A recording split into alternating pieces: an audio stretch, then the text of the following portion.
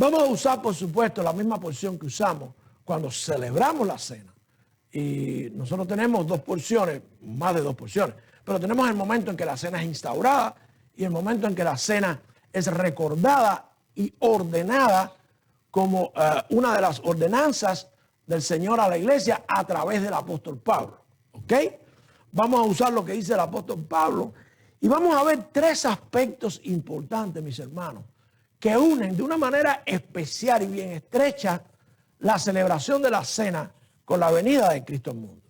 Yo sé que a lo mejor este sería un mensaje que no era ni necesario porque ustedes lo saben, porque los hemos mencionado como parte de otros mensajes, pero definitivamente es bien hermoso poner juntos que el plan de Dios es perfecto, poner todos los elementos y ver cómo la perfección del Señor al dejarnos su palabra y al permitir los eventos dentro de su economía, dentro de su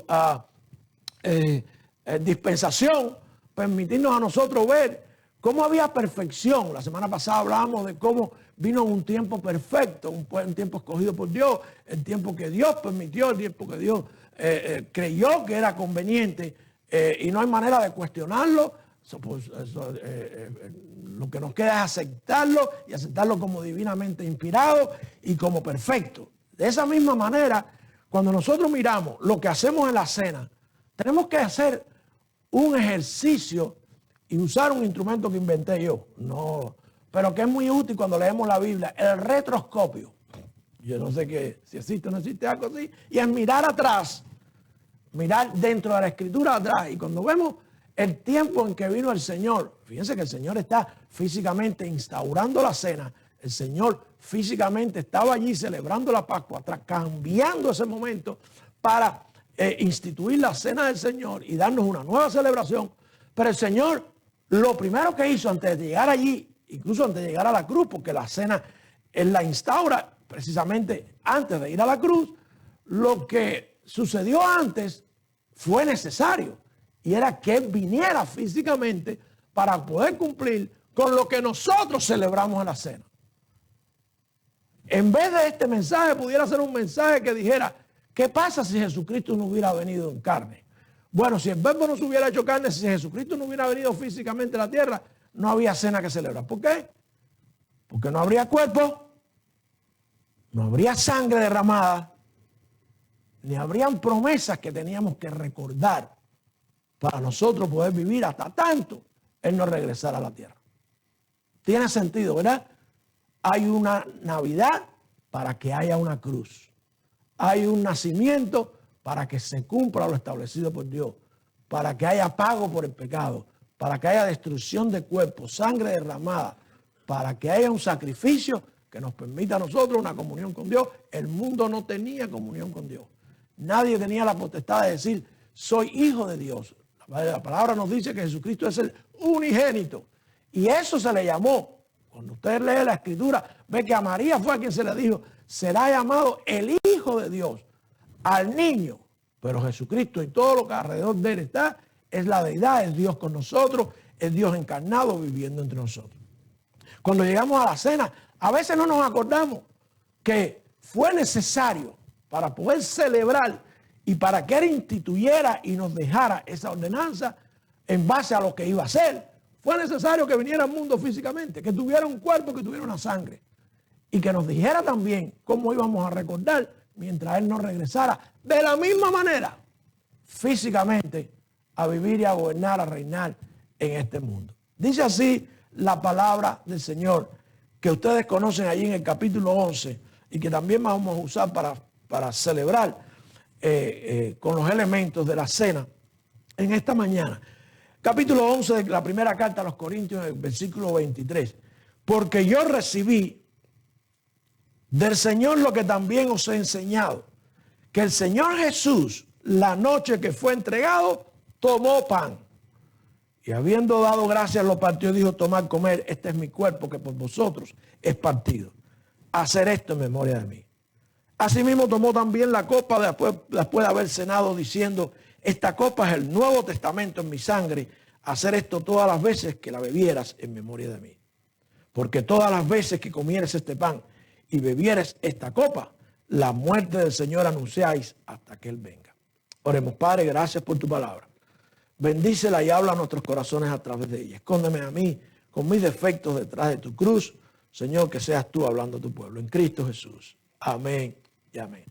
Tres aspectos importantes, mis hermanos, que ponen la cena y la venida de Cristo al mundo, como dijimos la semana pasada, cuando haya sido, hubo un parto, hubo un nacimiento, pero cuando sucedió, el Señor Jesús lo hizo con el propósito de llegar hasta el momento en que nos iba a decir a nosotros, les voy a dejar un sacrificio único, suficiente, para que alcancen el perdón.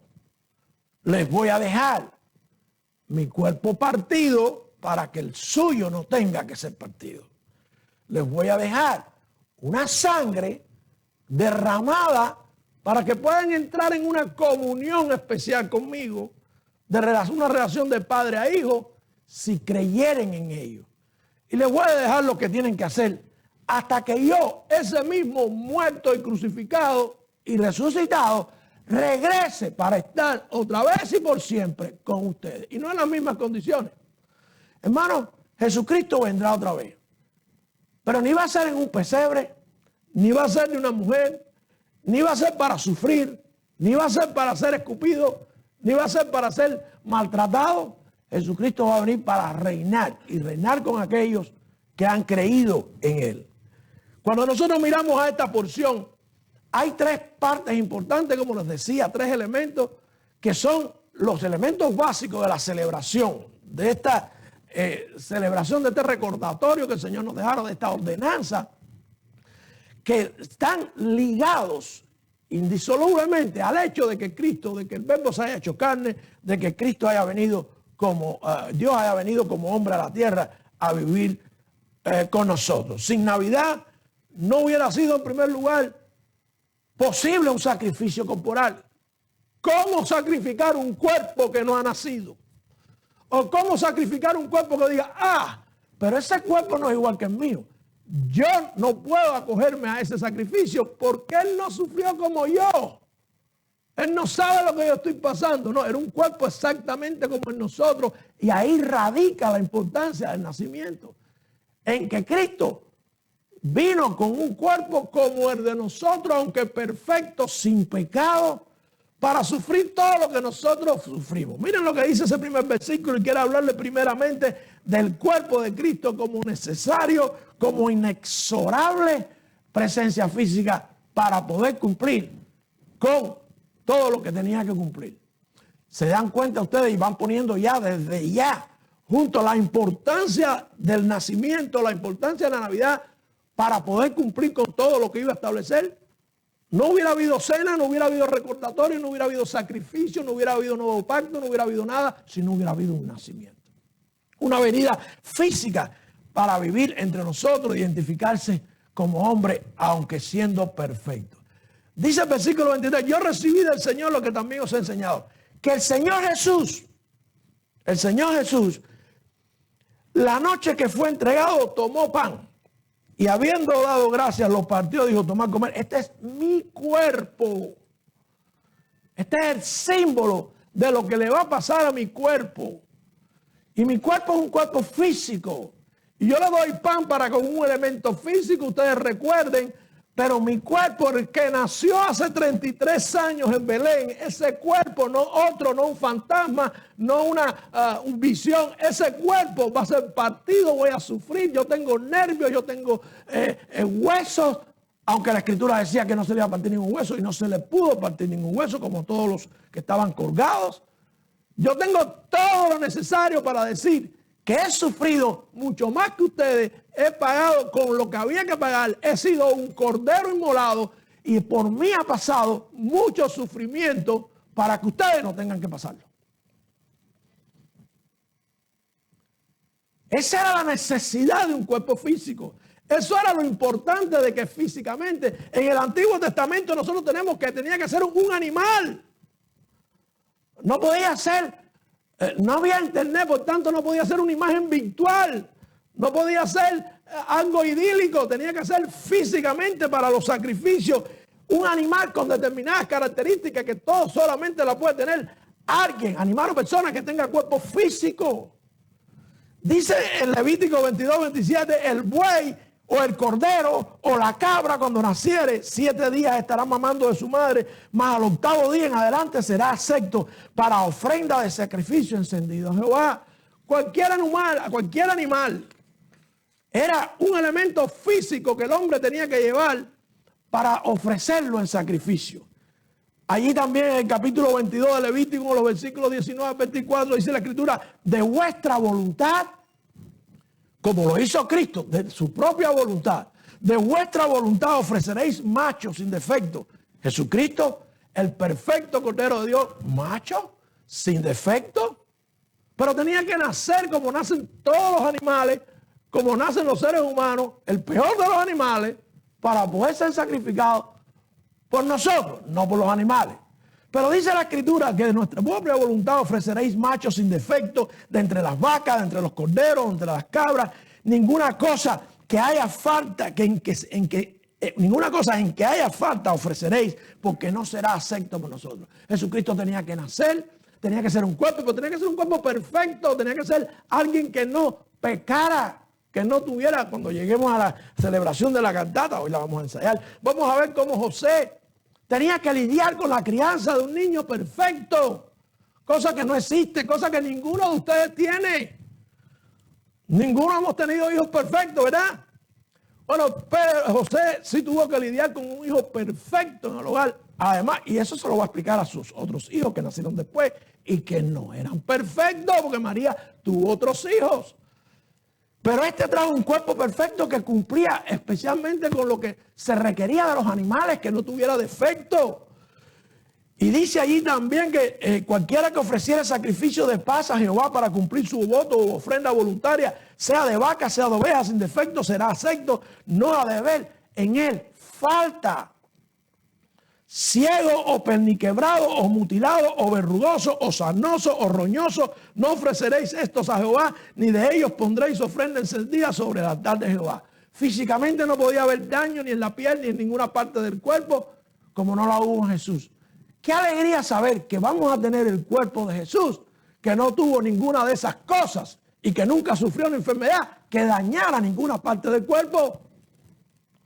Nació físicamente, pero cumplió con esos requerimientos. Y cuando nosotros leemos que vamos a tener el cuerpo de Cristo, qué bueno que se acabaron las arrugas, qué bueno que se acabaron las sarnas, se acabaron las verrugas. Me están saliendo verrugas por todos lados. Tengo una en el ojo que ya pesa como 2 libras. Qué bueno que ya no va a haber nada de eso. Pero el Señor Jesucristo anunció con su venida que ofrecía una perfección sin igual para ser sacrificado y cumplir con todos los sacrificios y especialmente con todas las cosas que tenía con todos los requerimientos de un animal que se ofrecía como sacrificio. Buey o carnero que tenga de más o menos podrás ofrecer por ofrenda voluntaria, por voto no será acepto. No ofreceréis a Jehová aquello que esté herido, dañado, desgarrado, cortado, ni en vuestra tierra lo haréis. Jesucristo cumplió con todos los aspectos del cordero. El cordero perfecto de Dios no tenía defecto, no, era perfecto. El cordero era varón, el cordero era joven, el cordero iba a ser inmolado, pero tenía que nacer físicamente, tenía que tener un cuerpo. Jesucristo no andaba por este mundo con una bata que no se le vieran los pies flotando y andando. Jesucristo vivió entre nosotros como hombre. Jesucristo fue 100% hombre y 100% Dios. No 50 y 50. ¿Ok? ¿Cómo pudo hacerlo? Porque eres Dios. ¿Ok? Pero para ello tuvo que cumplir con determinadas características que fueron para él una humillación. Pero una humillación que nunca le quitó al Señor el ser Dios. Él seguía siendo Dios y no sabe, dice la Escritura, hay una Biblia, las Biblias por ahí dicen que no se aferró. No, el Señor no se aferró. Jesucristo no negó nunca que era Dios, incluso cuando estaba en un cuerpo siendo hombre. Pero ese cuerpo es el que nos permite a nosotros decir, hubo sacrificio y no de un animal, hubo un sacrificio de un hombre como yo, porque era 100% hombre. ¿Ok? Hubo un sacrificio de un cuerpo como el mío. Hubo un sacrificio que pagó por los pecados. Hubo un sacrificio, un cuerpo que sufrió lo que no vamos a sufrir ninguno de nosotros. Jesucristo sufrió en la cruz todos los tipos de shock que médicamente hablando se pueden soportar. El neurogénico, el hipovolémico, el respiratorio y todos los shocks posibles que lo llevaron a la muerte. Hay gente que sufre mucho a la hora de morir. Pero Jesucristo pasó por todos, y no solamente los sufrimientos ahí en la cruz, sino todas las tentaciones y todas las cosas para poder ser un cordero perfecto. Pero un cuerpo, gracias a Dios que cumplió con lo que había prometido de que un cuerpo físico, para eso tenía que nacer. Y los cuerpos de los hombres solamente nacen de las mujeres, tristemente para los que quieren, los que dicen que son hombres y quieren salir embarazados y no pueden porque no pueden tener hijos. ¿Ok? Aquellos que van a adoptar para decir que tienen hijos, ir en contra de la naturaleza de Dios, pues van a tener hijos que nacieron de una mujer. Porque eso lo ha establecido por Dios. Esa es la ley de Dios y eso no lo va a cambiar nadie. De manera que nosotros tenemos en el cuerpo el tremendo regalo de la propiciación de lo que era necesario para que hubiera un sacrificio que fuera perfecto, un cuerpo como el de nosotros que llevara nuestro dolor, nuestras penas, nuestros pecados. Dice la Escritura en 1 de Pedro 2:24, quien llevó él mismo nuestros pecados en su cuerpo sobre el madero, para que nosotros, siendo muertos al pecado, vivamos a la justicia, por las heridas del cual habéis sido sanados. Un cuerpo que recibió heridas, sufrimiento, y nadie le dio una pastilla con nada, lo que le fueron fue vinagre. De la deshidratación se le rompieron las mucosas, de los golpes se le rompió la piel. No pudieron partirle los huesos porque eso sí no estaba permitido. Se asfixia, se desangra, sufre lo que nadie puede sufrir. Por eso nació y damos gracias a Dios por el tiempo de la Navidad, porque la certeza de que había nacido aquel que venía a sacrificarse por nosotros es real. Y estamos empeñados en hacer ver que tenemos todo el derecho del mundo de celebrar un nacimiento. Religiones y sectas lo niegan, religiones y sectas no quieren que celebremos. Lo que tenemos que hacer es celebrarlo correctamente y mirar a los elementos de la cena cuando celebramos los hijos de Dios. La cena, lo que Dios propició en primer lugar fue un cuerpo para que se cumpliera todo lo que estaba establecido con relación al sacrificio por todos los pecados. Pero no era suficiente para Dios. Dios quería hacerlo todo perfecto. Y cuando llegamos a la cena no solo celebramos que fue un cuerpo partido. Dice la Escritura ahí en el versículo 25. Recuerden, este cuerpo es partido, este cuerpo es mutilado, este cuerpo paga por nuestros pecados. Nosotros lo que tenemos que hacer es recordarlo.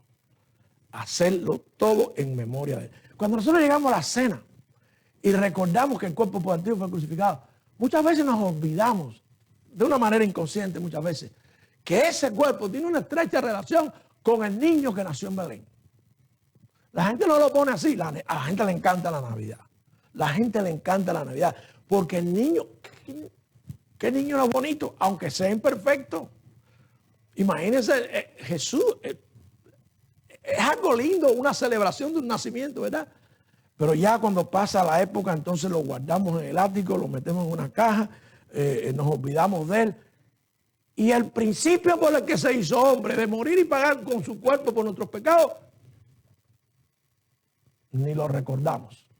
Los hijos de Dios sí tenemos que recordarlo. Y por eso él dice, hacer esto en memoria de mí. ¿En memoria de quién? En memoria del que nació en Belén. En memoria del que creció, se sacrificó, lo hizo todo perfecto, vivió como Dios entre nosotros y después se entregó por nosotros. Esa es la memoria que tenemos que tener presente. Y no solo por el cuerpo. El segundo aspecto es el aspecto de la sangre. Miren lo que dice el versículo 25. Asimismo tomó yo también la copa después de haber cenado diciendo, esta copa es el Nuevo Testamento en mi sangre. Hacer esto todas las veces que la bebiera en memoria de mí. Hacía falta una sangre. Dice que por la sangre derramada es que venía la redención, que por la sangre de los animales es que venía la limpieza. que en la sangre está la vida, pero hacía falta una sangre. Pero la sangre de los animales no limpiaba, la sangre de los hombres es la sangre de Adán. Nosotros tenemos sangre adámica que viene producto del primer hombre, transmitiéndose esa pecaminosidad en la sangre, esa intención y deseo de querer ir en contra de Dios. Eso está en la sangre. Para obtener una sangre que permitiera rubricar un nuevo contrato, un nuevo pacto, una nueva alianza, como quieran llamarle, era necesario que fuera una sangre diferente. ¿Cómo lograrlo si iban a ser de un cuerpo como de un hombre normal y corriente? No. Y era un cuerpo que iban a ser de una mujer virgen. Y ahí está la clave. ¿Cómo es posible? Porque María lo cuestionó y el ángel le dijo, porque para Dios nada es imposible, ¿verdad? O para Dios todo es posible, diciéndolo de otra manera, parafraseando, ¿verdad? Pero, ¿cómo una sangre? Si la sangre de los animales dice que era una solución temporaria y la sangre de los hombres deja mucho que desear porque es sangre de Adán.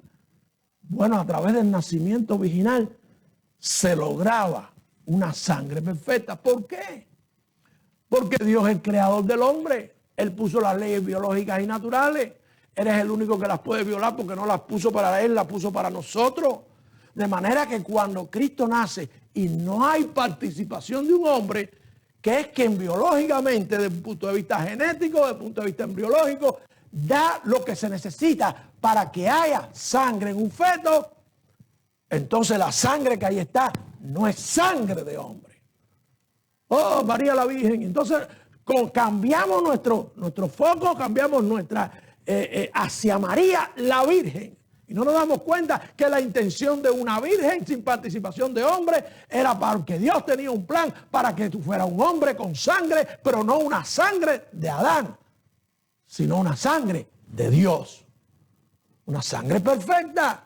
Una sangre que no podía pecar. Jesucristo podía pecar. No, Jesucristo no podía pecar. Era imposible porque el pecado está en la sangre. En ese versículo que leemos, el Señor dice, esta copa es el Nuevo Testamento en mi sangre.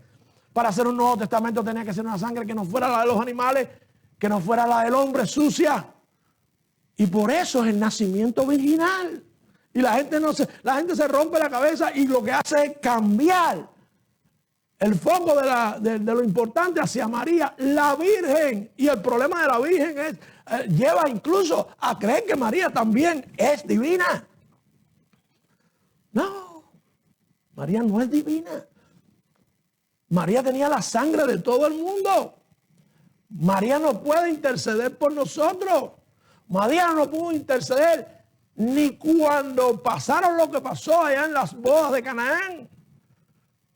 María quería que se hiciera, que el agua fuera convertida en vino. Y Jesús le dijo, no. Bueno, ella no sabía lo que iba a hacer Jesús. Ella pretendía que Jesús hiciera algo. Y Jesús se separa de ella y le llama mujer. Todavía no ha llegado mi hora. Había una distinción entre Jesús, el hijo de María, el hijo de una mujer, no de José, y el Cristo hombre Dios viviendo entre nosotros, que no tenía nada que ver con nosotros porque no tenía la sangre nuestra. María fue un continente, fue una mujer fiel, fue una mujer obediente, pero no dejó de ser una mujer que necesitaba. María habla de el famoso Magnificat. En la oración de María, María habla del Señor, su Salvador. ¿Y a quién se refería? ¿A José? ¿Al que la embarazó? Jesús no era ningún bastardo. Aunque tuvieron que lidiar ella y José con esa idea que todavía prima dentro del pueblo judío. Los que dicen que de Jesucristo sí nació de hombre. Si hubiera nacido de hombre, su sangre no hubiera sido útil. Su sangre no hubiera sido efectiva para pegar por los pecados de toda la humanidad. Tenía que ser una sangre perfecta. Esa es la razón del nacimiento virginal. No puede ser que salga usted de aquí, que en esta iglesia hay alguien que alguien le pregunte y que alguien le hable de María y usted no le diga, no, la razón por la que María era virgen no era María. Había muchas vírgenes esperando. María bendita entre todas las mujeres escogidas por Dios, pero para que el hijo no tuviera la sangre de la madre nunca se pasa al feto. Se pasan algunas cosas. Se permite el paso de virus, de algunos elementos de la sangre, pero la sangre de la mujer y del feto nunca se juntan. Por una cosa que se llama allí barrera placentaria, que perfecto lo hizo Dios todo. Pero puso sangre. Y era su sangre. ¿Cómo lo sabemos? Porque lo dice la Escritura. Lean bien, lean correctamente. No se apuren al leer. Y se darán cuenta. En la carta a los Hebreos, en el capítulo 13, versículos 11 y 12, dice la Escritura, porque los cuerpos de aquellos animales cuya sangre a causa del pecado es introducida en el santuario por el sumo sacerdote, son quemados fuera del campamento. Por lo cual también Jesús, para santificar al pueblo, con su propia sangre. Se hace la distinción de que Jesucristo tenía su propia sangre. No era una sangre humana, no una sangre de animales, era la sangre de Dios. Con su propia sangre padeció fuera de la puerta. Y dice en el libro de los Hechos, en el capítulo 20, versículo 28, por tanto, hablándole a Pablo a los pastores, por tanto, mirad por vosotros y por todo el rebaño en el que el Espíritu Santo os ha puesto por obispos para apacentar la iglesia de Dios, la cual él compró con su propia sangre. Y se vuelve a usar la expresión, la iglesia de Cristo. Él la compró con su propia sangre. Él la redimió a través de un nuevo pacto que solo es posible porque hay intercesión, hay participación de sangre, derramamiento de sangre y de sangre en este caso perfecta. O sea que es un pacto perfecto garantizado porque era la sangre de Dios la que se estaba derramando. No era la sangre ni común y corriente de ningún ser humano. Como no era tampoco el cuerpo común y corriente de ningún ser humano. Pero estamos hablando de la sangre. Él le dice a los pastores, cuidado, la iglesia no es de ustedes. La iglesia es de Cristo que la compró y la compró a un precio. Todo el mundo, la salvación es gratis. La salvación es gratis. La salvación es gratis. Sí, no hay que hacer nada para ser salvo. Solamente creer. Pero si no hubiera habido un nuevo pacto, quiere decir que ya Dios escogió a los que iban a ser salvos. Entonces, ¿para qué un nuevo pacto? Para los que creyeran, el efecto de la sangre les llegara y pudieran tener una nueva relación con Dios. Es fácil, no es que sea difícil, es gratis, pero no es que sea barata. Se derramó la sangre de Dios. ¿Cuántas cosas recibimos de gratis que no son baratas, verdad? Para obtenerla, esa salvación, tuvo Dios mismo, hecho hombre, que derramar su sangre por el pecado de cada uno de nosotros. Dice que compró la iglesia, la redimió con su propia sangre. Y en la carta a los Hebreos, en el capítulo 9, en el versículo 12, dice, y no por sangre de machos cabríos, ni de becerros, sino por su propia sangre, entró una sola vez en el lugar santísimo, habiendo obtenido para nosotros eterna redención. Eterna redención. Hermano, la sangre es importante, pero la sangre fue posible que cumpliera con lo que tenía que cumplir, porque nació. Vino al mundo de una virgen. Cuando llegamos al tiempo de la Navidad, nos vemos locos celebrando lo que no tenemos que celebrar y no nos damos cuenta de que el hecho de nacer de una virgen tiene que ser el centro de nuestra celebración. Porque no se trataba de un niño cualquiera, se trataba de un niño que traía la sangre de Dios, la única que podía redimirnos y comprarnos a todos los que creyeron. Cuando llegamos al final de las Escrituras, allí en el mismo capítulo 1 del libro de Apocalipsis, dice la Escritura en el versículo 5, y de Jesucristo, el testigo fiel, el primogénito de los muertos, príncipe de los reyes de la tierra, al que nos lavó y nos compró, pero al que nos amó y nos lavó de nuestros pecados con su propia sangre. ¿Saben por ahí que hay doctrinas que dicen que no, que la sangre de Cristo no tiene efecto? ¿Y cómo es que la Biblia dice que nos lavó? No, fue el precio, fue la expresión del amor nos lava de nuestros pecados. Hay que embarrarse en sangre para que nosotros, como hacían en el Antiguo Testamento, que derramaban la sangre del animal solamente, como lo hacen en algunas religiones todavía. Yo tuve que pasar por eso una vez. Cuando alguien me introdujo una religión falsa, cogieron un gallo, le sacaron la sangre y me la echaron arriba. ¡Qué blasfemia! La sangre del gallo lo que hizo fue desgraciarme la vida. Fue peor todavía. Los problemas que tenía fueron peores todavía. Solamente la sangre de Cristo nos limpia de todo pecado. Lo hice ahí, lo hice al final del libro, al final de la escritura en Apocalipsis capítulo 1.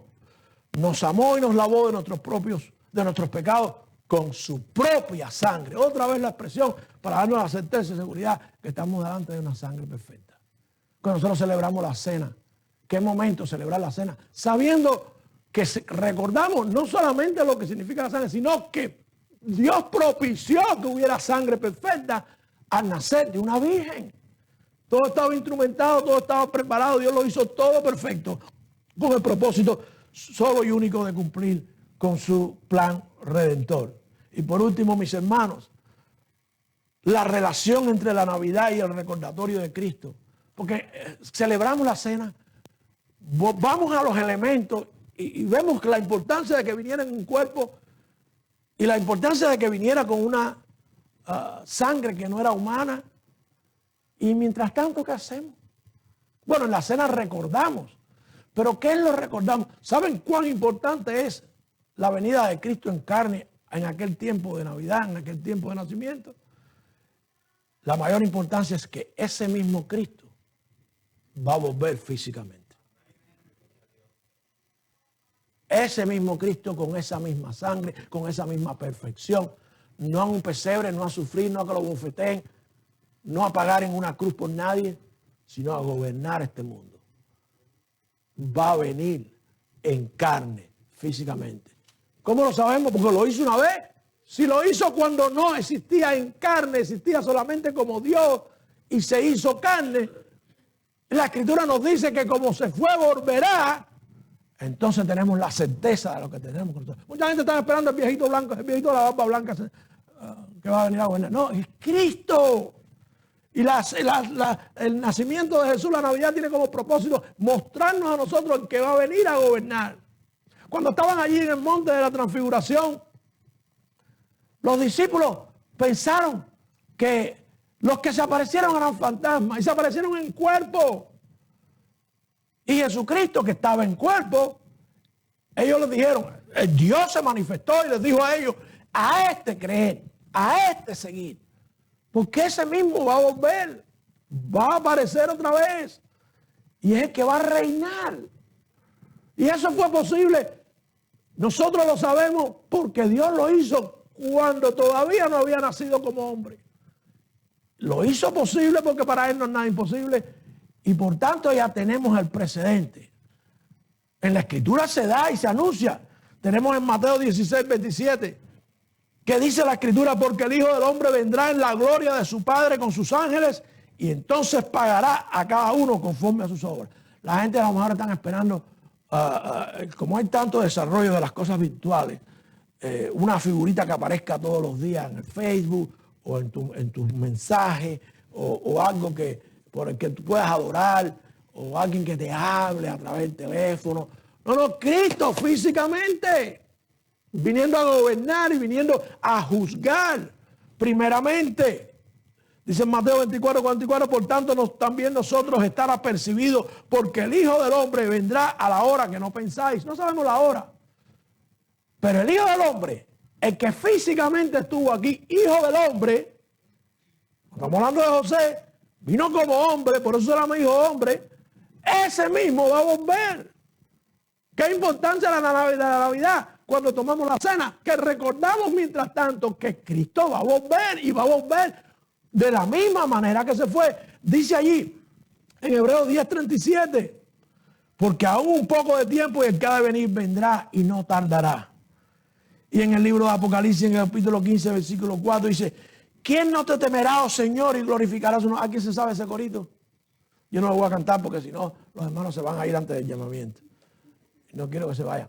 Pero hay un corito que dice, ¿quién no te temerá, oh Señor, y glorificará tu nombre? Pues solo tú eres santo, por lo cual todas las naciones vendrán y adorarán delante de ti. ¿De un fantasma? ¿De algo virtual? No, de un Cristo físico, porque un día vino aquí a la tierra físicamente. Porque tus juicios se han manifestado. En Apocalipsis 20, al final ya de la Escritura, dice la Escritura en el capítulo 11, y vi un gran trono blanco y el que estaba sentado sobre él, ¿saben cómo? Físicamente. De delante del cual huyeron la tierra y el cielo y no fue hallado lugar para ellos. Físicamente juzgando al mundo. Hermanos, no se engañen, para eso hubo Navidad. Está bien, las luces están bien, todo está bien si usted está celebrando, pero la Navidad nos muestra a nosotros que es el comienzo de la existencia de ese Dios con nosotros, porque va a ser física. Recuérdenlo, y ese es el propósito de la cena entre uno de ellos, recordar que físicamente volverá. Ya cuando Él venga físicamente no hacen falta elementos.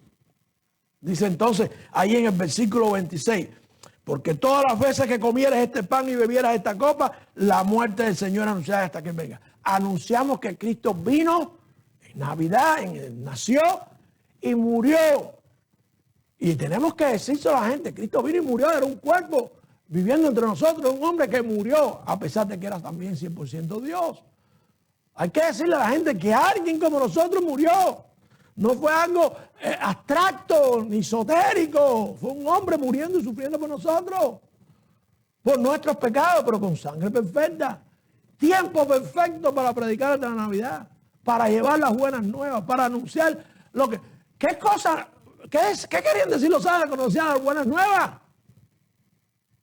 Que ese que nació moriría. Jesucristo sabía que iba a morir. Y que iba a morir por todos nosotros. En el libro de los Hechos, ahí en el mismo capítulo 1, cuando Jesucristo está ascendiendo, los discípulos como humanos se quedan.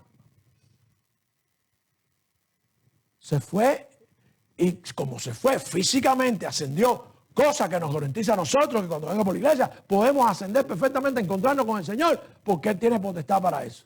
Pero al verlo ir de esa manera, se quedan atónitos, dice la Escritura, y piensan, un cuerpo elevándose en contra de la gravedad.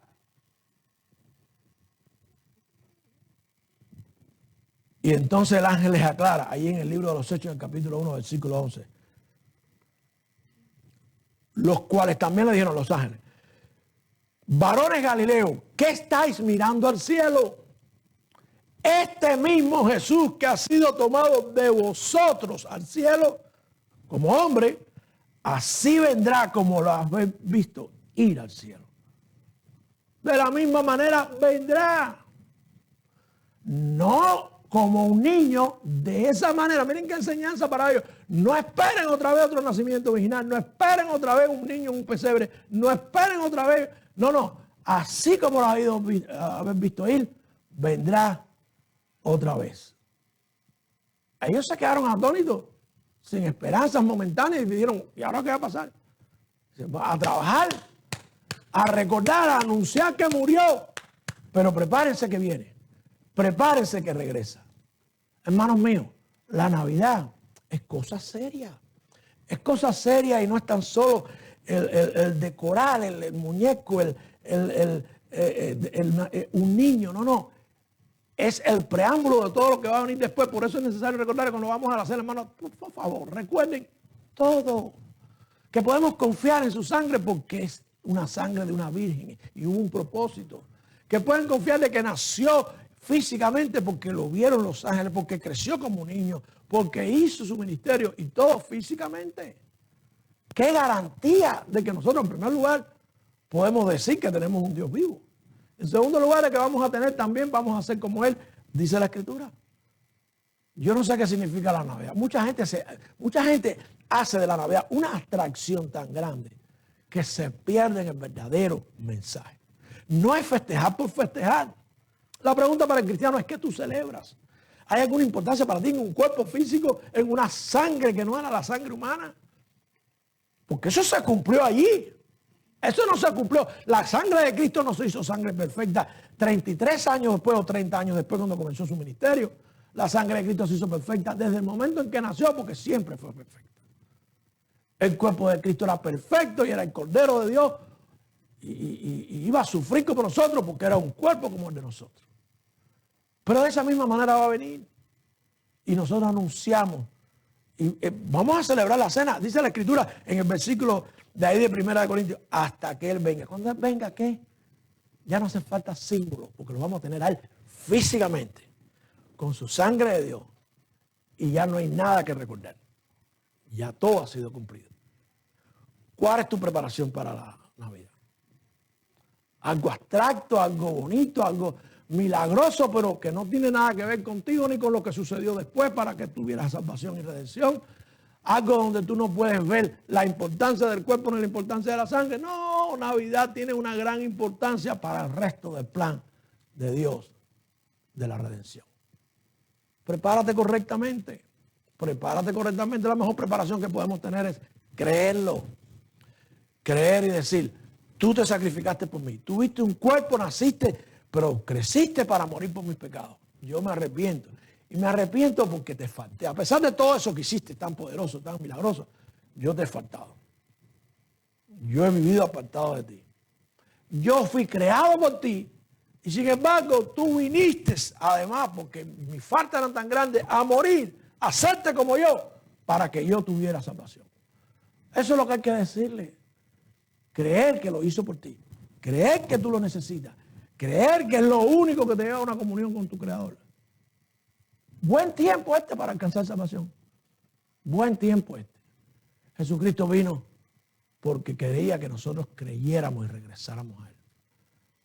¿Qué vas a hacer tú? ¿Mantenerte alejado? O si dices que crees, celebrar de manera incorrecta. La gente que más goza la Navidad son los inconversos. Yo no sé cómo. Son los que más disfrutan. Son los que más se emborrachan, los que más comen, los que más engordan, los que más fiestas hacen. Yo no sé cómo. Pero tú, hijo de Dios, tienes las razones que no tiene nadie. Cristo vino en carne. Vino como tú, pero con sangre perfecta. Para pagar, para que no pudiéramos decir, yo no voy a pasar por él. Él no sufrió lo que yo he sufrido. No, Jesucristo sufrió todo y mucho más. Y por nosotros. Que el Señor me les bendiga. Padre, te alabamos, Señor. Te damos gracias por tu palabra. Te damos gracias porque